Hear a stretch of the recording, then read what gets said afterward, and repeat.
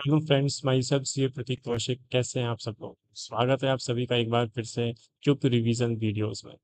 आज की वीडियो में हम यहाँ पे रिवाइज करने वाले हैं जो आपके डिडक्शंस चैप्टर 6A हैं उनको। जो डिडक्शंस वाला चैप्टर है, ये डिडक्शन वाला चैप्टर आपके एग्जाम में 5 to 6 मार्क्स का वेटेज रखता है। और मुझे लगता है कि ये वाला जो आपका अपकमिंग एग्जाम है, इसमें आपको एक 4 to 5 मार्क्स का जो है इसमें से क्वेश्चंस आपको देखने को मिल सकता है। तो चलिए हम यहाँ से अपना रिवीजन जो है वो स्टार्ट करते हैं डिडक्शंस अंडर चैप्टर 6A का। सबसे पहले देखो, डिडक्शंस स्टार्ट करने से पहले, इसका रिवीजन स्टार्ट करने से पहले कुछ बेसिक चीजें होती हैं जो हमें इस चैप्टर को जो हमें इस चैप्टर्स के लिए जान लेना बहुत जरूरी है। सबसे पहली बात आती है कि ये जो डिडक्शंस अंडर चैप्टर 6 से होते हैं ना, ये कभी भी आपके जीटीआई से ज्यादा नहीं होते। ठीक है ना? जो भी आपकी ग्रॉस टोटल इनकम होती है, ग्रॉस टोटल इनकम से ज्यादा आपकी डिडक्शंस जो है कभी भी आप क्लेम नहीं कर सकते हो। ये जो आपकी टोटल इनकम होती है डिडक्शन क्लेम करने के बाद, वो या तो आपकी पॉजिटिव रहती है, ठीक है ना, या फिर वो निल रहती है। वो कभी भी नेगेटिव नहीं हो सकती। वो कभी नेगेटिव नहीं हो सकती। देखिए, जो आपका टोटल इनकम है, यदि वो नेगेटिव आ जाता है डिडक्शंस क्लेम करने के बाद, तो आप कभी भी उसको लॉस कंसीडर नहीं करोगे। और जब आप उसको लॉस कंसीडर नहीं करोगे, तो सीधी सी बात है, आप उसको वहां पे कैरी फॉरवर्ड भी क्लेम नहीं करोगे। ठीक है। उसके बाद नेक्स्ट आता है कि जो डिडक्शन अंडर चैप्टर 6 से होते हैं is not allowed against special rate of income, या आपके स्पेशल रेट ऑफ इनकम के अगेंस्ट में क्लेम नहीं कर सकते। जैसे कि आपका एनटीसीजी 112 है, इसके अगेंस्ट में क्लेम नहीं कर सकते। एसटीसीजी 111 है, ए के अगेंस्ट में क्लेम नहीं कर सकते। 115 डबल बी जो आपकी अनडिस्क्लोज्ड इनकम होती है, 69 68 69 वाली जो अनडिस्क्लोज्ड इनकम होती है, उसके अगेंस्ट में क्लेम नहीं कर सकते। 115 डबल बी जो आपकी लॉटरी वेटिंग गेमलिंग हॉर्स रेस वगैरह की जो इनकम होती है, उसके अगेंस्ट में क्लेम नहीं कर सकते। और 115 डबल बी जे ये कहता है कि आप अपनी जो ऑनलाइन गेम्स वगैरह की इनकम होती है, उनके अगेंस्ट में जो आप ये डिडक्शन है वो क्लेम नहीं कर सकते। अब यहाँ पे जो डिडक्शंस होते हैं, यहाँ पे ये डिडक्शंस जो होते हैं वो आपके दो तरीके के होते हैं। एक होता है पेमेंट के बेस पे डिडक्शन। पेमेंट बेस्ड डिडक्शन का मतलब होता है कि आपने कुछ खर्चा किया, उस खर्चे का आपको यहाँ पे क्या मिल जाएगा, डिडक्शन मिल जाएगा। एक होता है आपका income based deduction. Income based deduction में क्या होता है कि आपने कुछ इनकम अर्न की, कुछ आपने इनकम अर्न की, उस इनकम अर्न जो आपने की उसके अगेंस्ट में आपको यहाँ पे क्या मिलता है, डिडक्शन मिलता है। तो हम यहाँ पे सबसे पहले स्टार्ट करते हैं आपका payment based deduction. Payment based deduction हम क्या करते हैं, यहाँ पे स्टार्ट करते हैं। एक बार इसका जो फॉर्मेट है वो समझ लेते हैं कि किस तरीके से बना हुआ है। तो एक तरह आपको सेक्शन दिए हुए हैं, फिर आपको जो एसएससी है वो दिया हुआ है कि उसकी एलिजिबिलिटी क्या है। जो आपको पेमेंट से एलिजिबल वो दिया हुआ है कि आप किन किन पेमेंट्स को करोगे तो आपको वो यहाँ पे आपको डिडक्शन मिलेगी। और फिर एक आता है परमिजिबल डिडक्शन। परमिजिबल डिडक्शन का मतलब है कि कितने अमाउंट पे यहाँ पे डिडक्शन क्लेम करने को मिलेगी। तो सबसे पहले यहाँ पे आता है सेक्शन 80C। सेक्शन 80C कहता है कि आप यहाँ पे जो है इंडिविजुअल एचयूएफ को ये यहाँ पे जो है डिडक्शन मिल जाता है। ठीक है। वैसे मैं आपको बताऊं कि जो सीए इंटर लेवल होता है ना, उस सीए इंटर लेवल पे आपको यहाँ पे इंडिविजुअल का ही टैक्सेशन पूछा जाता है। तो कंपनी से रिलेटेड कोई डिडक्शन है ना, वो आपके यहाँ पे जो है वो वैसे ही कवर नहीं होंगे। सिर्फ एक डिडक्शन कवर होता है, उसके हम यहाँ पे आगे चर्चा कर लेंगे। तो सबसे पहले आता है सेक्शन 80C, बात करता है इंडिविजुअल एचयूएफ की। तो इंडिविजुअल एचयूएफ में कोई क्या करते हैं, पेमेंट्स करते हैं। तो यहाँ पे देखो बहुत सारे पेमेंट्स दिए हुए हैं। लाइफ इंश्योरेंस पॉलिसी का पेमेंट करते हो, कंट्रीब्यूशन करते हो पीपीएफ वगैरह में, सुकन्या समृद्धि योजना में, इनसे जो जो सर्टिफिकेट्स होते हैं उनमें करते हो, आप कोई ट्यूशन फीस पे करते हो, आप अपना कोई रीपे करते हो हाउस लोन वगैरह, तो उसका जो प्रिंसिपल पेमेंट होता है, आपको यदि कोई आपका यदि कोई 5 ईयर टर्म डिपॉजिट है, यदि आपने क्या किया है, कोई सीनियर सिटीजन सेविंग स्कीम में आपने कोई पैसा जमा कराया, या फिर आपने कोई एनपीएस टीयर 2 अकाउंट में जो पैसा जमा कराया, आप कौन हो, सेंट्रल गवर्नमेंट के एम्प्लॉय हो, तो उस केस में आपको यहाँ पे क्या है, 1.5 लाख रुपए का डिडक्शन मिल जाता है। तो 80C में ये पूरे टोटल कितने 24 आइटम्स है।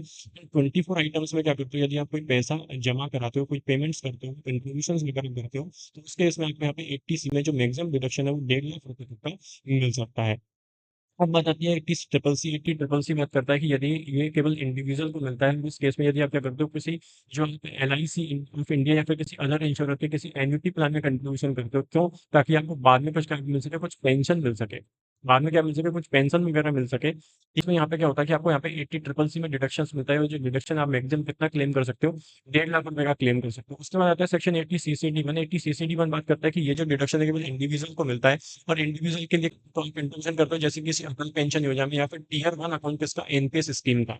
ठीक है। तो उस केस में आपको डिडक्शन मिलता है। ये डिडक्शन हमेशा एम्प्लॉइज को मिलता है। एम्प्लॉय यहाँ पे कितने तरीके के होता है, एक तो गवर्नमेंट का एम्प्लॉय होता है, एक प्राइवेट सेक्टर एम्प्लॉय होता है, और एक सेल्फ एम्प्लॉय होता है। एक सेल्फ एम्प्लॉय होता है। तो उस केस में यहाँ पे यदि आप क्या हो, गवर्नमेंट या फिर प्राइवेट सेक्टर एम्प्लॉय हो ना, तो उस केस में आपको डिडक्शन अप टू कितनी मिलेगी, 10% सैलरी मिलेगी। लेकिन यदि आप कौन हो, सेल्फ एम्प्लॉय हो, तो आपको deduction up to 20% of GTI मिलेगी। तो यदि आप एम्प्लॉय हो, और एम्प्लॉय होने के बाद तो यदि आप एम्प्लॉई हो और आप अटल पेंशन योजना या फिर किसी भी तरीके की आप नेशनल पेंशन स्कीम वगैरह में लगाते हो, पैसे लगाते हो, तो उस केस में आपको जो कंट्रीब्यूट करते हो, उस कंट्रीब्यूशन का आपको यहाँ पे क्या मिल जाएगा, डिडक्शंस मिल जाएगा। डिडक्शन कितना मिलेगा, लोअर ऑफ एक्चुअल कंट्रीब्यूशन है 10% ऑफ सैलरी और 20% ऑफ जीटीआई।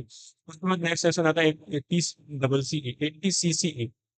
80 सीसी कहता है कि आपको जो मैक्सिमम डिडक्शन है 80 C plus 80 CCC plus 80 CCD, इन तीनों सेक्शंस का मिला के आप 1.5 लाख रुपए से ज्यादा का क्लेम नहीं कर सकते। ठीक है, तो ऊपर जो हमने तीनों सेक्शन पढ़े थे, इन तीनों सेक्शन का जो डिडक्शन है वो मैक्सिमम 1.5 लाख रुपए से ज्यादा आप क्लेम नहीं कर सकते। उसके बाद नेक्स्ट सेक्शन आता है सेक्शन 80 सीसीडी 1 बी। ये बात करता है कुछ एडिशनल डिडक्शन की। ये बात करता है कि यदि आपने कोई डिडक्शन, यदि आपने कोई कंट्रीब्यूशन किया कि इसमें एनपीएस में, तो आपको 50,000 रुपए का एक्स्ट्रा क्या मिल जाएगा, 50,000 रुपए का एक्स्ट्रा क्या मिल जाएगा, डिडक्शन मिल जाएगा। और 50,000 रुपए एक्स्ट्रा डिडक्शन करने का मतलब क्या हुआ कि ये जो 80 सीसी की लिमिट है ना, ये 1.5 लाख रुपए, इसके अलावा आपको 50,000 और भी मिलेंगे, मतलब आप यहाँ पे 2 लाख रुपए तक क्लेम कर सकते हो। उसके बाद नेक्स्ट सेक्शन आता है 80 सीसीडी 2। ये बात करता है कि यदि किसी इंडिविजुअल को मिलता है, तो ये बात आती है कि यदि कोई एम्प्लॉयर है, तो एम्प्लॉयर क्या करता है, अपने एम्प्लॉय के लिए क्या करता है, यहाँ पे कंट्रीब्यूशन करता है कि इसमें नेशनल पेंशन स्कीम है, तो उस केस में यहाँ पर एम्प्लॉय को उसका डिडक्शन मिल जाएगा। लेकिन ध्यान रखना, ये जो डिडक्शन है उसको कितना मिलेगा, यदि वो सेंट्रल गवर्नमेंट या स्टेट गवर्नमेंट का एम्प्लॉय है तो 40% ऑफ सैलरी। यदि एनी अदर एम्प्लॉयर यानी प्राइवेट सेक्टर का एम्प्लॉयर वगैरह है, तो उस केस में यहाँ पर क्या होगा, उसको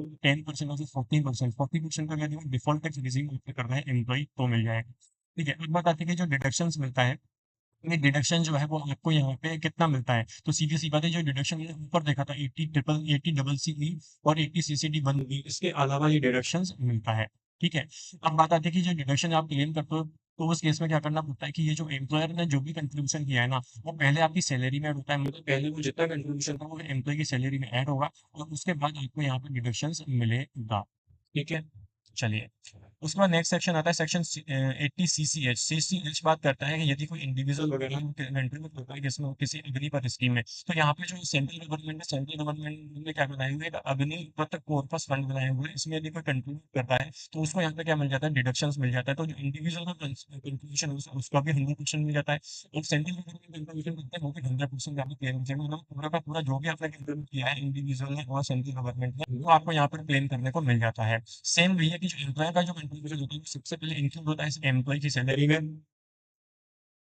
ठीक है ना, तो जो भी एम्प्लॉयर का कंट्रीब्यूशन होता है, वो सबसे पहले ऐड होता है एम्प्लॉय की सैलरी में, उसको उसमें आपको डिडक्शन अवेलेबल होता है। तो एक चीज आप इसमें ध्यान रखना कि जब आप एम्प्लॉयर का डिडक्शन क्लेम करोगे, तो एम्प्लॉयर का डिडक्शन क्लेम करने से पहले आपको क्या करना पड़ेगा, वो जो कंट्रीब्यूशन वगैरह है ना भैया, वो पहले एम्प्लॉय की सैलरी में ऐड करना पड़ेगा, और फिर वो यहाँ पे आप डिडक्शन क्लेम कर सकते हो। ठीक है, चलिए, नेक्स्ट सेक्शन आता है सेक्शन 80 डी। 80 डी बात करता है यदि कोई इंडिविजुअल एचयूएफ वगैरह है, और वो इंडिविजुअल एचयूएफ क्या करता है, यहाँ पे कोई एलआईसी, जो इंडिविजुअल एचयूएफ क्या करता है, कोई मेडिकल इंश्योरेंस प्रीमियम वगैरह पे करता है, तो उसका यहाँ पे उसको डिडक्शन मिलता है। तो सबसे पहले बात कर लेते हैं इंडिविजुअल की। तो इंडिविजुअल के केस में देखो, सबसे पहले बात आ जाती है उसकी फैमिली। तो फैमिली में कौन होता है, खुद स्पाउस डिपेंडेंट चिल्ड्रन होते हैं, तो उस केस में यहाँ पे उसको 25,000 का, यदि सीनियर सिटीजन है तो यहाँ पे कितना, 50,000 रुपए का बेनिफिट मिल जाता है। बात आती है कि पेमेंट किस किस का यहाँ पे अलाउ होगा, तो मेडिकल इंश्योरेंस प्रीमियम का अलाउ होगा, और सीजीएचएस में पैसा यदि कंट्रीब्यूट किया तो वो अलाउ हो जाएगा। उसके बाद आती है पेरेंट्स की। तो पेरेंट्स के केस में यदि मेडिकल इंश्योरेंस प्रीमियम है तो 25,000 नॉर्मल सिटीजन, और यदि 50,000 है तो रेजिडेंट सीनियर सिटीजन के केस में उसे मिल जाएगी। ध्यान रखना, पेरेंट्स को सीजीएचएस का यहाँ पे कंट्रीब्यूशन का बेनिफिट नहीं मिलता। तो एक चीज आती है कि यहाँ पे एक प्रिवेंटिव हेल्थ चेकअप होती है। प्रिवेंटिव हेल्थ चेकअप पे जो होता है, ये अमाउंट आपको अलाउ होता है कितना, आपको 5,000 रुपीज का। लेकिन ध्यान रखना, ये 5,000 रुपीज आपको अलग से नहीं मिलता है। ये जो 5,000 रुपीज है, जो इसी 25,000 या 50,000 की लिमिट इसी में इंक्लूड रहता है। ठीक है, अब बात आती है कि यहाँ पे आप मेडिकल एक्सपेंडिचर का डिडक्शन भी क्लेम कर सकते हो रेजिडेंट सीनियर सिटीजन के लिए, चाहे वो आप सेल्फ स्पाउस या पेरेंट्स हो। लेकिन इसकी कंडीशन है कि यहाँ पे क्या है, कोई मेडिकल इंश्योरेंस प्रीमियम आपने पे नहीं होना चाहिए। मतलब सीधी सी बात है, आप ये ऊपर वाला जो क्राइटेरिया है ना, इसमें यदि आप फॉल नहीं करते तो आपको यहाँ पे मेडिकल एक्सपेंडिचर जो है उसका बेनिफिट आप क्लेम कर सकते हो। और कितना क्लेम कर सकते हो, यहाँ पे 50,000 रुपए का आप यहाँ पे क्लेम कर सकते हो। फिर बात आती है कि एचयूएफ के केस में क्या है, तो एचयूएफ के केस में वही जो डिडक्शन है वो एक फैमिली मेंबर क्लेम कर लेगा, तो उसका जो मेडिकल इंश्योरेंस प्रीमियम वगैरह है उसका उसको मिल जाएगा 25,000। यदि रेजिडेंट सीनियर सिटीजन है तो 50,000। और मेडिकल एक्सपेंडिचर जो है, यदि कोई मेंबर उसको रेजिडेंट सीनियर सिटीजन है तो उसको यहाँ पे क्या मिल जाएगा, 50,000 मिल जाएगा। लेकिन ध्यान रखना, इस मेडिकल एक्सपेंडिचर है उसके केस में कंडीशन है कि आपका यहाँ पे कोई इंश्योरेंस प्रीमियम वगैरह का यहाँ पे पेमेंट नहीं होना चाहिए। अब देखो, यहाँ पे कुछ नोट्स हैं, और वो नोट्स किसकी वजह से बने, नोट्स बने कि ये जो आपने बोला कि ये जो मेडिकल एक्सपेंडिचर है वो आपको मिल जाएंगे रेजिडेंट सीनियर सिटीजन के लिए। तो इसमें सोचा कि यदि कोई फैमिली मेंबर है वो सीनियर सिटीजन है, ठीक है, तो वो इंश्योरेंस कराता है, ठीक है ना? सीजीएचएस में भी और मेडिकल एक्सपेंडिचर है। तो देखो ये जो मेडिकल एक्सपेंडिचर है ये कब मिलता है? जब आपका इंश्योरेंस प्रीमियम नहीं है। लेकिन ऊपर देखो सीजीएचएस का बेनिफिट तो मिल जाता है। ठीक है? तो मान लो कोई ऐसा मेंबर है वो सीनियर सिटीजन है, तो उसने सीजीएचएस में भी कंट्रीब्यूशन कर रखा है और उसने यहाँ पे मेडिकल एक्सपेंडिचर भी है। तो देखो मेडिकल एक्सपेंडिचर है तो इसके लिए कंडीशन क्या है कि मेडिकल प्रीमियम नहीं होना चाहिए, तो मेडिकल प्रीमियम इसका नहीं है। ठीक है? तो वो इस वाली कैटेगरी में भी आ गया। दूसरा है कि ऊपर सीजीएचएस का भी पेमेंट कर रहा है, तो क्या उसे यहाँ पे 50,000 प्लस 50,000 1,00,000 रुपए का बेनिफिट मिलेगा? Answer is no. उसे मैक्सिमम 50,000 रुपए का ही बेनिफिट मिलेगा। उसमें नेक्स्ट केस आता है कि मान लो कोई सेल्फ यानी जो खुद जैसे मैं खुद जो है मैं सीनियर सिटीजन हूँ और मैं अपना कोई इंश्योरेंस बिल्कुल पे नहीं करता, तो मैं इस वाले केस में आ जाऊंगा। और बात आती है कि मेरे जो पेरेंट्स हैं वो सीनियर सिटीजन है, उनका इंश्योरेंस में पे करता हूँ, तो मैं ऊपर वाली कैटेगरी में आ जाऊंगा। तो सीधी सी बात है, यहाँ उस केस में भी आपको मैक्सिमम 50,000 रुपए का है, 50,000 रुपए से ज्यादा का आप यहाँ पे कोई डिडक्शन क्लेम नहीं कर सकते। तो सिर्फ वो सीधी सी बात है कि जो नॉर्मल सिटीजन है उसके लिए 25, जो नॉर्मल सिटीजन है उसके लिए 25,000, जो सीनियर सिटीजन है उसके लिए 50,000 का आप डिडक्शन क्लेम कर सकते हो। प्रिवेंटिव हेल्थ चेकअप का पैसा जो है 5,000 रुपए का इसमें इंक्लूड हो जाता है। एक बात आती है कि यदि आप कोई मेडिकल इंश्योरेंस प्रीमियम भी लमसम पे कर लेते हो, ठीक है, मान लो आपने 10 साल का एक साथ पे कर दिया, तो जो जो भी आपने यहाँ पे पेमेंट किया है all in all divided by N कर दो। एन में क्या आएगा, जितने भी आपके रिलेवेंट प्रीवियस ईयर मतलब एक्चुअल में वो जो इंश्योरेंस प्रीमियम फॉर्म कर रहा है वो सारे ईयर क्या करते हैं, कैलकुलेट कर लेते हैं। ठीक है। नेक्स्ट सेक्शन आता है सेक्शन 80डी। सेक्शन 80डी बात करता है यहाँ पे रेजिडेंट इंडिविजुअल एचयूएफ के बारे में। तो रेजिडेंट इंडिविजुअल एचयूएफ को यदि आप क्या करते हो, मेंटेनेंस करते हो किसका, आप मेंटेनेंस करते हो या फिर मेडिकल ट्रीटमेंट है किसका, डिपेंडेंट डिसेबल का। इसमें नाम लिखता है, एक तो वो डिसेबल होना चाहिए और यहाँ पर डिपेंडेंट होना चाहिए, तो आप इसमें क्या कर पाओगे, उसका खर्चा क्लेम कर पाओगे। तो मेडिकल ट्रीटमेंट वगैरह का जो भी खर्चा है वो आपको अलग हो जाएगा। और यदि आप किसी स्कीम वगैरह में एलआईसी वगैरह की कोई स्कीम जैसे है उसमें आगे कोई पैसा आप डिपोजिट कर रहे हो तो उसका भी आपको यहाँ पे बेनिफिट मिल जाएगा। अब बता दिया कि जो डिपेंडेंट है उस डिपेंडेंट में कौन कौन आएगा, तो उस डिपेंडेंट में spouse, children, parents, brother, sister, individual होंगे और मेनली डिपेंडेंट होना चाहिए उस इंडिविजुअल पे। और ध्यान रखना वो भैया वो इंडिविजुअल जो है ना खुद वो इतना यहाँ पे 80 में डिडक्शन क्लेम नहीं कर सकता। 80 में डिडक्शन क्लेम नहीं करना चाहिए उसको। बता दिया कि क्या यहाँ पे ग्रैंड पेरेंट्स इंक्लूड होंगे, आंसर इज नो। जो ग्रैंड पेरेंट्स होते हैं वो आपके डिपेंडेंट की डेफिनेशन पे इंक्लूड नहीं होते। तो यदि आपके कोई ग्रैंड पेरेंट्स है वो आप पे डिपेंडेंट है तो उस केस में वो आपका खर्चा यहाँ पे अलाउ नहीं होगा, ध्यान रखना। अब बता दिए एचयूएफ के केस में, तो एचयूएफ के केस में ऐसे मेंबर जो पोलियो मेजर डिपेंडेंट है जिसमें एचयूएफ में और वो 80 में डिडक्शन क्लेम नहीं कर रहा है उसको हम यहाँ पे कवर कर लेंगे। बता दिए कि डिडक्शन कितना मिलता है, तो सीधी सी बात है यहाँ पे 75,000 रुपये का नॉर्मल के केस में, लेकिन यदि ध्यान रखें डिसेबिलिटी ज्यादा यानी 80% और मोर का है तो 1,25,000 रुपये का यहाँ पे डिडक्शन मिलता है। और इन्वेस्टमेंट अमाउंट डिपोजिट मतलब आपने भले ही 20,000 रुपये यहाँ पे क्या किया, खर्चा किया, लेकिन फिर भी आपको यहाँ पे 75,000 या फिर 1,25,000 रुपये का डिडक्शन क्लेम करने को मिलता है। अब नेक्स्ट सेक्शन आता है सेक्शन 80 डीडीवी। ये बात करता है कि यदि आपने कहीं क्या किया, कोई पेमेंट वगैरह किया किसका, किसी मेडिकल ट्रीटमेंट का किसी स्पेसिफिक डिसीजेस के लिए अपने लिए या फिर किसी डिपेंडेंट के लिए, अभी डिसेबल की बात नहीं है, नॉर्मल जो पर्सन है उसके लिए बता रही है, लेकिन ध्यान रखना यहाँ पर आपको डिडक्शन क्लेम करने के लिए उसका प्रिस्क्रिप्शन होना जरूरी है। डिस्क्रिप्शन का मतलब होता है कि मान लो यदि आप कोई ब्रेन सर्जरी करवाते हो, ठीक है, कोई ब्रेन सर्जरी करवाते हो तो किसी न्यूरोलॉजिस्ट आपको करनी पड़ेगा, उसका प्रिस्क्रिप्शन लिखवाना पड़ेगा कि भैया इसका जो है इलाज या फिर इसका जो ऑपरेशन है वो होना बहुत जरूरी है। ठीक है। डिपेंडेंट की बात सेम वही आती है कि spouse, children, parents, brother, sister, individual जो भी डिपेंडेंट है उसका होली और मेनली, ठीक है, उसके मेंटेनेंस के लिए। एचयूएफ के केस में भी सेम डेफिनेशंस है। और इसमें जो डिडक्शन है वो कितना आपको क्लेम करने को मिलता है, तो आपको इसमें डिडक्शन क्लेम करने को मिलता है एक्स्ट्रा अमाउंट ऑफ 40,000 और 1,00,000 यदि आप यहाँ सीनियर सिटीजन हो और उसमें से लेस कर देंगे हम इंश्योरेंस क्लेम, इतना अमाउंट आपको यहाँ पे डिडक्शन क्लेम करने को मिल जाएगा। ठीक है। नेक्स्ट सेक्शन आता है सेक्शन 80। सेक्शन 80 बात करता है रेजिडेंट इंडिविजुअल के केस में। तो ये बोलता है कि यदि ये क्या हो, कोई आप डिडक्शन क्लेम कर सकते हो यदि वो क्या है, पर्सन में डिसेबिलिटी है। तो हमने बात की थी ऊपर डीडी में, 80 डीडी में हमने बात की थी डिपेंडेंट डिसेबल की। तो यदि मान लो मैं कोई डिपेंडेंट का, यदि कोई व्यक्ति है जो मेरे ऊपर डिपेंडेंट है और वो डिसेबल है, उसके लिए यदि मैं कोई खर्चा करता हूँ तो मैं उस खर्चे का डिडक्शन क्लेम करूंगा 80 डीडी में। और वो पर्सन खुद जो है मान लो कोई पर्सन खुद यदि अपना सेल्फ क्लेम करना चाहे तो वो कर लेगा 80 यू में, लेकिन एक ही सेक्शन में डिडक्शन क्लेम हो सकता है। तो मान लो यदि कोई डिसेबल ऐसा है जिसका आगे पीछे कोई नहीं है, तो जब आगे पीछे कोई नहीं है तो सीधी सी बात है वो खुद यहाँ पे क्लेम कर सकता है 80 यू में। बात आती है कितना क्लेम होगा, तो सेम वही, यदि नॉर्मल डिसेबिलिटी तो 75,000 और यदि डिसेबिलिटी 80% और मोर का है तो 1,25,000 रुपए का यहाँ पे क्लेम कर सकता है। अब यहाँ पे नेक्स्ट सेक्शन आता है कुछ लोन से रिलेटेड। तो सेक्शन 80 ई बात करता है एजुकेशन से रिलेटेड। एजुकेशन के लिए बोलता है कि यदि आप क्या कर लेते हो, कोई लोन लेते हो किसके लिए, अपनी पढ़ाई के लिए, ठीक है? वो पढ़ाई होनी चाहिए कौन-सी, आपकी आफ्टर क्लास 12 और इट्स इक्विवेलेंट, ठीक है? यानी आप 12वीं पास करने के बाद यदि आप कोई कोर्स वगैरह करते हो, तो उस केस में यहाँ पे आपको जो लोन लेते हो पढ़ाई के लिए, उसमें जो आप इंटरेस्ट पे करते हो, उसका आपको यहाँ पे डिडक्शन मिल जाएगा। ये लोन आप किस-किस के लिए ले सकते हो, तो सेल्फ के लिए ले सकते हो, स्पाउस के लिए ले सकते हो, चिल्ड्रन के लिए ले सकते हो। ध्यान रखना, ये जो लोन है आप किससे लोगे, कोई फाइनेंशियल इंस्टीट्यूशन या फिर खुद चैरिटेबल इंस्टीट्यूशन से लोगे। सर कितने पीरियड का इंटरेस्ट क्लेम होगा, तो सीधा ध्यान रखना, मैक्सिमम 8 साल का आप यहाँ पे जो है इंटरेस्ट क्लेम कर सकते हो। चलिए, नेक्स्ट सेक्शन आता है section 80 double E. 80 double E बात करता है यदि आपने क्या लिया, कुछ लोन लिया किसके लिए, आपने acquisition of residential house property के लिए, तो उस केस में जो आप इंटरेस्ट पे करोगे उसका आपको डिडक्शन मिल जाएगा। लेकिन इसकी कुछ कंडीशंस है, वो कंडीशंस है, सबसे पहली बात तो है कि यहाँ पे जब आपका लोन सैंक्शन होता है उस समय पे कोई आपके जो एसेसी है उसके पास कोई रेजिडेंशियल हाउस नहीं होना चाहिए। ये जो लोन है वो आपका प्रीवियस ईयर 16 सितंबर में सैंक्शन होना चाहिए। आपका जो घर का वैल्यू है, उस घर की जो वैल्यू है 50 लाख से कम होनी चाहिए, और जो लोन सैंक्शन का अमाउंट है आपका 35 लाख रुपए या उससे कम होना चाहिए। 35 लाख रुपए या उससे कम होना चाहिए, तो उस केस में आपको यहाँ पे डिडक्शन मिल जाएगा। कितने का मिलेगा आपको, 50,000 रुपए का deduction till repayment of loan मिल जाएगा इंटरेस्ट का।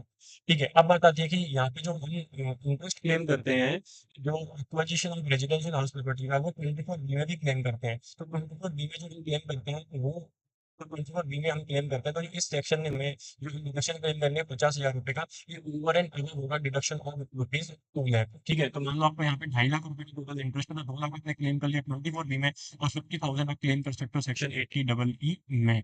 ठीक है, ध्यान रखना इस सेक्शन में जो इंटरेस्ट आपको अलाउ होगा, फिर आपको कहीं पे भी और जगह उसका आप डिडक्शन क्लेम नहीं कर सकते। अब नेक्स्ट सेक्शन आता है सेक्शन 80 ई। ये भी इससे का भाई बंधु, ये भी यही कहता है कि यदि आपने कोई लोन लिया किसके लिए, तो जिसने रेजिडेंशियल हाउस प्रॉपर्टी के लिए, ठीक है, तो उस केस में जो भी आप इसका इंटरेस्ट पेमेंट करोगे उसका आपको डिडक्शन मिल जाएगा। वो डिडक्शन कितने का मिलेगा, वो डिडक्शन आपको 1.5 लाख रुपए का मिलेगा टिल रीपेमेंट ऑफ लोन। अब बात आती है कि यहाँ पे भी कुछ कंडीशंस दे रखी है। कंडीशन, पहली कंडीशन तो सेम है कि यहाँ पे जो एसएससी है उसका यहाँ पे कोई लोन, यहाँ पे कोई जो है रेजिडेंशियल हाउस नहीं होना चाहिए date of sanction of loan. ये जो लोन सैंक्शन होना चाहिए between the period of 1 April 2019 से 31 मार्च 22 के बीच में होना चाहिए। एसडीवी जो है उसकी यहाँ पे ध्यान से स्टैम्प ड्यूटी वैल्यू जो है वो 45 लाख रुपए से कम में होनी चाहिए। और वो जो एसएससी है ना भैया, वो 80 डबल में वो डिडक्शन क्लेम नहीं होना चाहिए। मतलब या तो आप 80 डबल में क्लेम करो या फिर 80 ई में क्लेम करो, दोनों में आप क्लेम नहीं कर सकते। ये जो 1.5 लाख रुपए की डिडक्शन होता है, ये over and above deductions of rupees 2 lakh available under section 24 भी होता है। मतलब सीधी सी बात है, आपके पास मान लो यहाँ पे 3 लाख रुपए का क्या है इंटरेस्ट है, तो 2 लाख रुपए आप पहले क्लेम कर लो 24 डी में, और 1 लाख रुपए क्लेम कर लो आप यहाँ पे केस में 80 ई में। यदि यहाँ पे इस सेक्शन में जो इंटरेस्ट होगा उसका इंटरेस्ट का बेनिफिट आपको फिर कहीं आपको इसमें नहीं मिलेगा। ठीक है, तो देखो आपको एक चीज़ समझ में आ रही होगी, जो हम रेजिडेंशियल हाउस प्रॉपर्टी जब एक्वाजिशन करते हैं, जो लोन लेते हैं ना, उसका इंटरेस्ट का बेनिफिट 2 जगह मिलता है। एक तो 24 बी में मिलता है, और ये दो सेक्शन 80 ई में मिलता है। ठीक है, तो इसका एक मैंने पूरा का पूरा क्या करेगा, ये कंपैरिजन किया है। वो कंपैरिजन आपको यहाँ पे जो वीडियो के एंड में मैं आपको यहाँ पे प्रोवाइड करा दूंगा चार्ट में। ठीक है, तो उससे आपको पूरा क्लियरेंस मिल जाएगा कि आपको कैसे कैसे किस किस सेक्शन में आप यहाँ पे इंटरेस्ट क्लेम कर सकते हो। अब आगे चलते हैं यहाँ पे section 80 E B. Section 80 E B कहता है कि भैया यदि आपने क्या लिया, कोई यहाँ पे इलेक्ट्रिक व्हीकल लिया, तो मान लो आपने कोई इलेक्ट्रिक व्हीकल लिया, कोई आपने कार वगैरह परचेज की, तो उस केस में आपने जो लोन लिया है, उस लोन पे जो आप इंटरेस्ट पे करोगे ना, ठीक है, सीधी सी बात है, जो इंटरेस्ट पे करोगे उसका आप यहाँ पे डिडक्शन क्लेम कर सकते हो। कितना, 1.5 लाख रुपए का till repayment of loan claim कर सकते हो। इसकी भी कुछ कंडीशन है। कंडीशन है कि आपने इलेक्ट्रिकल व्हीकल परचेज करना चाहिए, आपका जो लोन है वो सैंक्शन होना चाहिए 1 अप्रैल 19 से 2023 के बीच में। ध्यान रखना, यहाँ पे जो लोन सैंक्शंस जो की अथॉरिटी है उनको अच्छे से यहाँ पे करके जाना। वो है, आप बैंक से ले सकते हो, आप डिपॉजिट लेकिन एनबीएफसी, और systematically important non deposit NBFC में 5 करोड़ रुपए वाला जो फंड होता है वो याद रखना। इंटरेस्ट के केस में यहाँ पे ध्यान रखना, जो इंटरेस्ट यहाँ पे earn होगा वो इंटरेस्ट में फिक्स आप और कहीं क्लेम नहीं कर सकते। ठीक है, चलिए,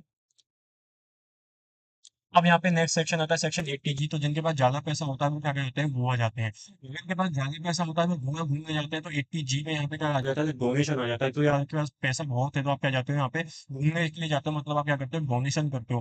तो ठीक है, तो इसमें आपको 4 कैटेगरी दे रखी है। एक तो आपको 100% डिडक्शन मिलेगा विद क्वालिफाइंग लिमिट। ठीक है, दूसरा आपको यहाँ पे मिलेगा 50% डिडक्शन मिलेगा लेकिन विदाउट एनी क्वालिफाइंग लिमिट। फिर आपको 100% डिडक्शन मिलेगा लेकिन सब्जेक्ट टू क्वालिफाइंग लिमिट। तो आपको 50% डिडक्शन मिलेगा सब्जेक्ट टू क्वालिफाइंग लिमिट। तो इसको एक एक कैटेगरी को समझते हैं और फिर देखते हैं कि कैसे आपको डिडक्शन अवेलेबल होगा। सबसे पहली कैटेगरी आती है कि आपको 100% का डिडक्शन मिल जाएगा विदाउट एनी क्वालिफाइंग लिमिट। मतलब सीधी सी बात है, आपने मतलब 5 लाख रुपए का डोनेशन डोनेशन दिया तो 5 लाख के 5 लाख का आपको यहाँ पे क्या मिल जाएगा, जो है डिडक्शन मिल जाएगा। अब देखो इस केस में बहुत सारे आपको वहाँ पे अलग-अलग फंड्स दिए हुए हैं। तो मैंने जितने भी फंड्स दिए हैं, फंड्स को 3 कैटेगरी में डिवाइड कर दिया है। ऐसे फंड जो सेटअप किए गए सेंट्रल गवर्नमेंट के द्वारा, वैसे फंड जो सेटअप कर रखे हैं स्टेट गवर्नमेंट्स ने, और कोई अदर जो फंड है उसके बारे में। तो सेंट्रल गवर्नमेंट्स के फंड्स हैं, ठीक है? तो जैसे नेशनल डिफेंस फंड हो गया, पीएम केयर फंड्स हो गया, ठीक है? नेचर कल्चरल फंड हो गया। तो इस केस में यदि आपको इन फंड्स में पैसा जो है लगाते हो ना, आप डोनेशन देते हो, तो उस केस में आपको विदाउट जो है क्वालिफाइंग लिमिट 100% का डिडक्शन मिल जाएगा। कुछ फंड जो है सेटअप है सेंट्रल गवर्नमेंट के द्वारा, और कुछ अदर फंड्स भी इसमें दे रखे हैं। ठीक है? उसके बाद आता है कि यहाँ पे जो 50% डिडक्शन मिलेगा, लेकिन 50% deduction subject without any qualifying limit मिलेगा, कोई लिमिट्स वगैरह नहीं है। तो उस केस में जो है एक ही फंड है, वो है पीएम रिलीफ फंड, ठीक है ना? तो ड्रग रिलीफ फंड में यदि आप डिडक्शन करते हो, आपको 50% का यहाँ पे आपको डोनेशन का बेनिफिट मिल जाएगा। उसके बाद थर्ड कैटेगरी आती है कि यहाँ पे आपको 100% डिडक्शन मिलेगा, लेकिन सब्जेक्ट टू क्वालिफाइंग लिमिट है। तो उस केस में ध्यान रखना कहाँ क्या कर सकते हो, यदि आप प्रमोशन ऑफ फैमिली प्लानिंग के लिए डोनेशन देते हो, या फिर आप इंडियन ओलंपिक एसोसिएशन या फिर इधर भी एसोसिएशन के लिए डोनेशन देते हो, जो स्पोर्ट्स को बढ़ावा देता है। उसके बाद आती है कि यहाँ पे आपको सब्जेक्ट टू क्वालिफाइंग लिमिट मिलेगा, लेकिन 50% मिलेगा। किसके लिए? यदि आप चैरिटेबल पर्पस के लिए पैसा देते हो, यदि आप other than promoting of family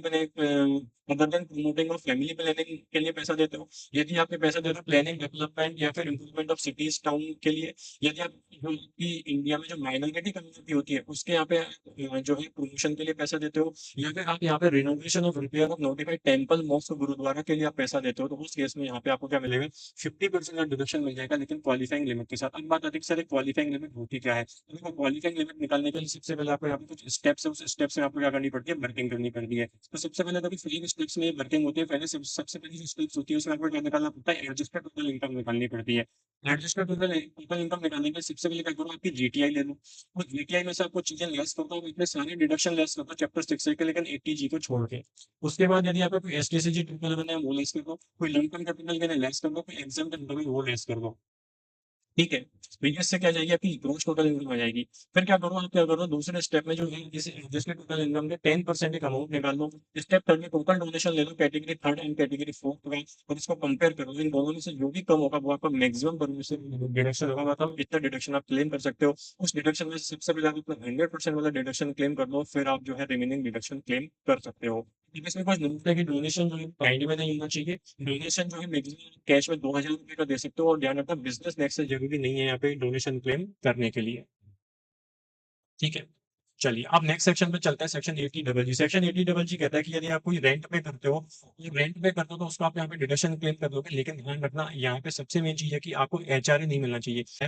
वो यदि कोई ऐसा एम्प्लॉई है जिसको एचआरए नहीं मिलता, और जिस सिटी में वो रहता है उनको वो रेंट से रहता है, उस सिटी में उसका कोई घर वगैरह नहीं है, तो उस केस में यहाँ पे ध्यान रखना वो जो रेंट वगैरह पे करता है उसका डिडक्शन वो यहाँ पे क्लेम कर लेगा। ठीक है, यहाँ पे डिडक्शन कितना क्लेम करने का, तो उसके लिए यहाँ पे बात आती है कि least of the following 20% of adjusted total income, rented minus 10% of adjusted total income, और 5000 पर मंथ, इसमें से जो भी कम होगा वो आप यहाँ पे क्या कर सकते हो? क्लेम कर सकते हो।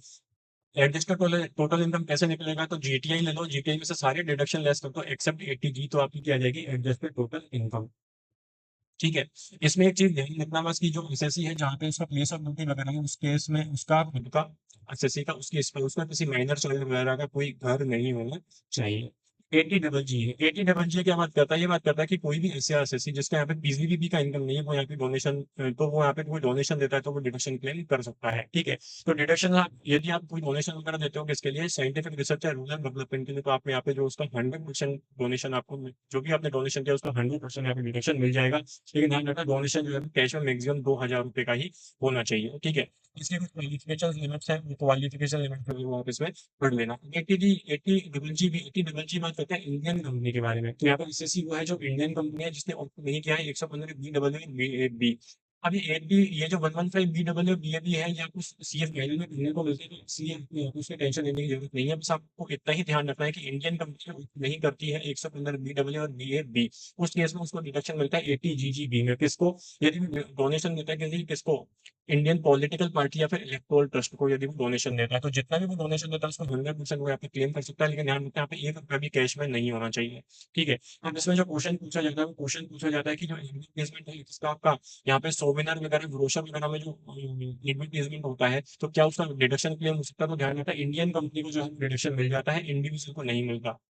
इंडिविजुअल को नहीं मिलता। अभी आपका जो लेटेस्ट एमटीपी आई, उस एमटीपी में क्वेश्चन था, उस क्वेश्चन में एक पॉइंट था कि यहाँ पे जो पॉलिटिकल पार्टी को डोनेशन किया वो इंडिविजुअल था, तो उस केस में यहाँ पे जो है एमवीपीज में संविधान वगैरह का ये पॉइंट था, तो उस केस में उसको डिडक्शन क्लेम नहीं होगा। ये सिर्फ आपको इंडियन कंपनी के केस में ही अप्लीकेबल हो सकता है, तो इसमें से एमसीक्यू बन सकता है, ठीक है, एमसीक्यू बन सकता है बस।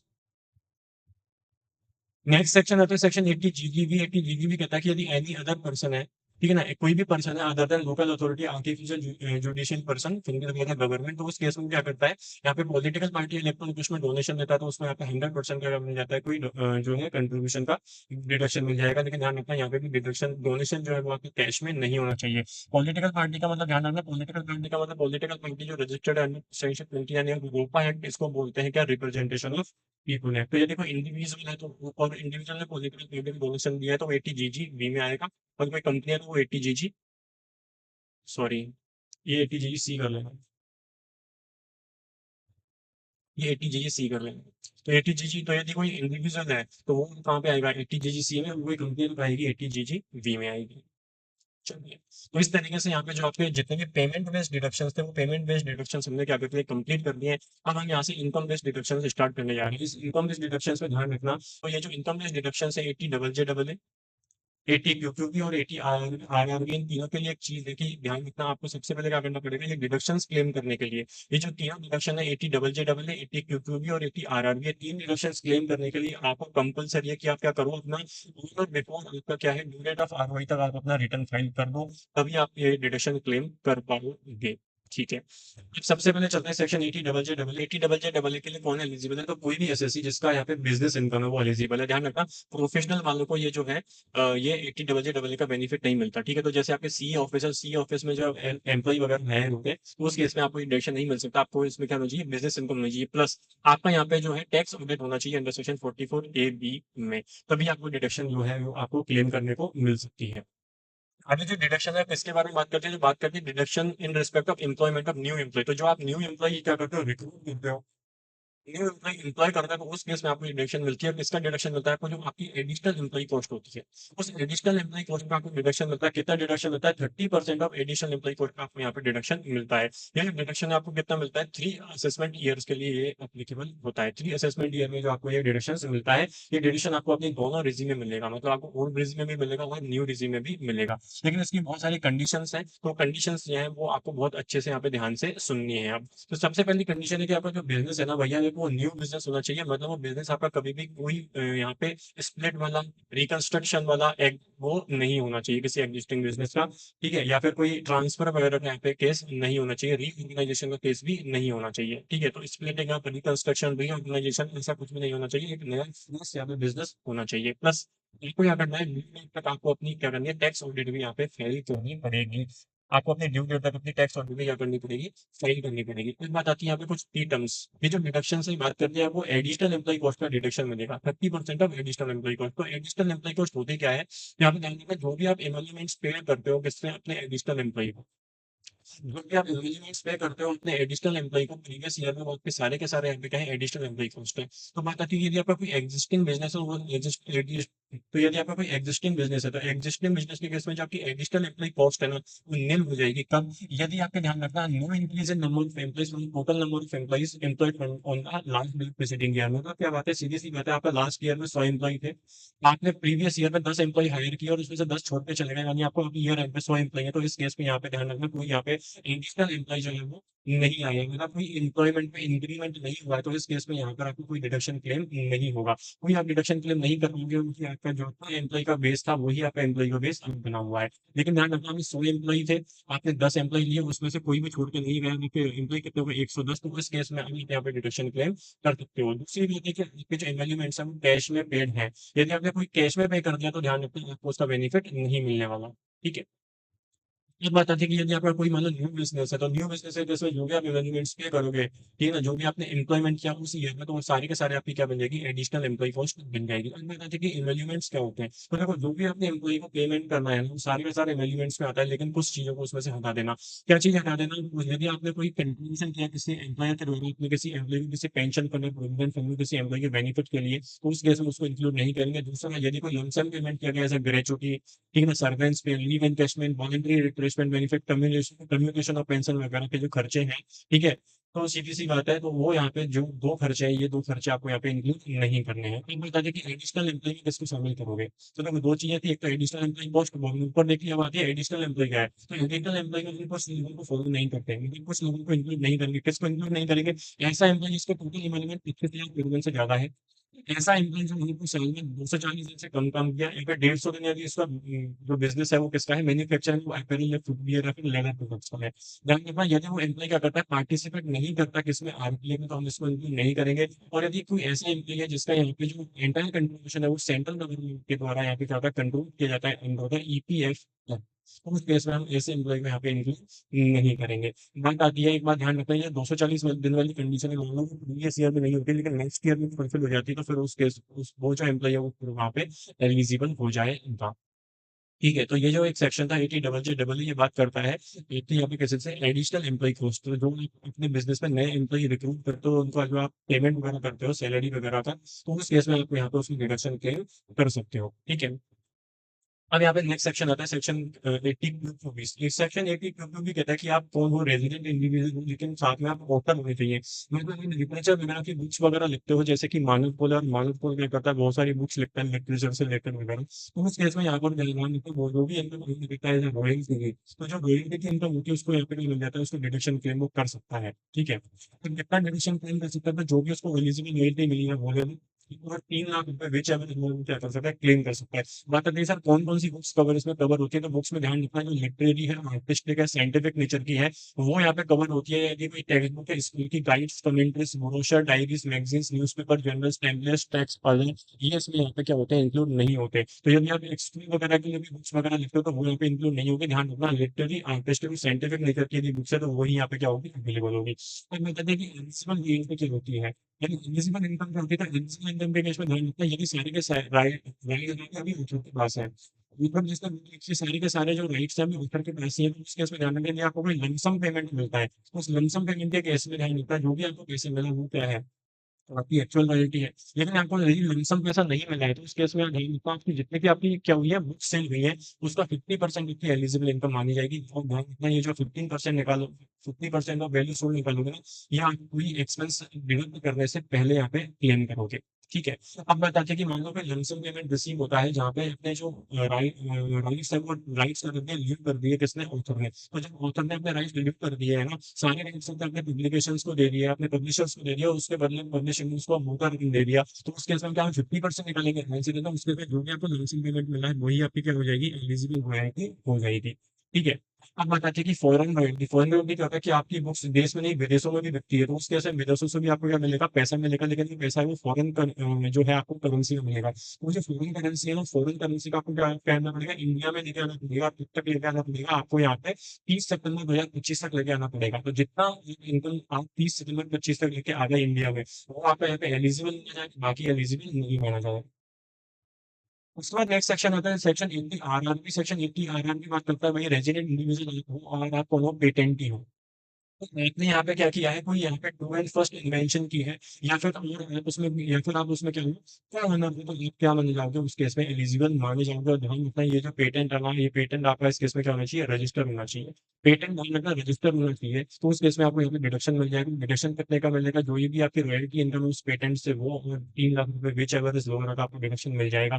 फॉरेन रॉयल्टी के केस में सीधा से कैसे कि वो जो फॉरेन की जो रॉयल्टी है वो आपकी यहाँ पे 30 सितंबर 25 तक आपको इंडिया में लेके आनी पड़ेगी।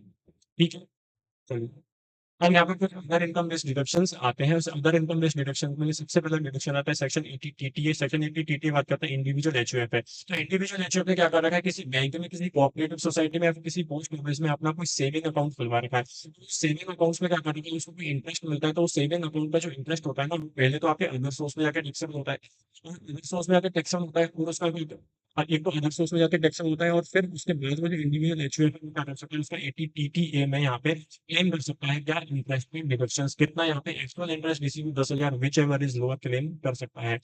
बताते हैं सेक्शन 80 टीटीबी। 80 टीटीबी में नहीं मतलब जितने भी रेजिडेंट सीनियर सिटीजन है, मतलब जिनका एज 60 ईयर और मोर का है, वो यहाँ पे जो भी उनके यहाँ पे डिपॉजिट्स के इंटरेस्ट होता है, मतलब एफडी के हो चाहे सेविंग के हो, वो क्या कर सकते हैं यहाँ पे एटीटीटीवी में क्लेम कर सकते हैं। और कितना क्लेम कर सकते हैं, ध्यान रखना, एक्चुअल इंटरेस्ट जो रिसीव हुआ 50,000 रुपए, विच अगर इज लोअर क्लेम कर सकते हैं। ठीक है, तो रेजिड जो नॉर्मल सिटीजन है वो एटीटीटी ए में जाएंगे, उनको 10,000 रुपए का इंटरेस्ट का बेनिफिट मिलेगा। तो जो एटीटीटी वी में रेजिडेंट सिटीजन है वो मिलेंगे, उनको यहाँ पे 50,000 रुपए का क्या मिल जाएगा, बेनिफिट मिल जाएगा। तो यहाँ पे हमें जितने भी चैप्टर 6 के डिडक्शंस थे वो हमने कवर कर लिए। एक आपका यहाँ पे डिडक्शंस रह गया है, और वो है आपका एक स्पेशल इकोनॉमिक जोन वगैरह का जो डिडक्शन है, सेक्शन 10 डबल वाला। ये जो सेक्शन 10 डबल वाला जो डिडक्शन है, ये मैं आपको कवर करूंगा। मैं आपको एक और रिवीजन प्रोवाइड करूंगा एडवांस टैक्स का, एएमटी का। और उस एडवांस टैक्स और एएमटी का जो टॉपिक है, उसी के साथ में यहाँ पे सेज का जो डिडक्शन है वो मैं कवर करने वाला हूँ। ठीक है, मैंने आपको बताया कि जो आप डिडक्शंस वगैरह क्लेम करते हो, तो डिडक्शन जो आप क्लेम करते हो ना, ये दो सेक्शन में क्लेम करते हो। एक तो 24 बी में क्लेम करते हो, और एक 80 ई और ई में क्लेम करते हो। तो इसका मैंने यहाँ पे क्या बनाया हुआ है, एक चार्ट बनाया हुआ है। चार्ट से आपको क्या है, पूरा का पूरा यहाँ पे क्लियरेंस मिल जाएगा कि कहाँ पे आपको किस रिजीम में कैसे वो आप डिडक्शन क्लेम कर सकते हो। ठीक है, तो रिवीजन आपका यहाँ पे कंप्लीट होता है। ये रिवीजन वीडियो आपको कैसी लगी, कमेंट्स बॉक्स में जरूर बताएं। चैनल को लाइक, शेयर और सब्सक्राइब जरूर करें, अपने फ्रेंड्स के साथ भी शेयर करें, जरूर बताएं। और ऐसी जो रिवीजन वीडियो है वो आपको मिलती रहेंगी रेगुलर इंटरवल पर। ठीक है, तो आज के लिए इतना ही, तब तक के लिए धन्यवाद।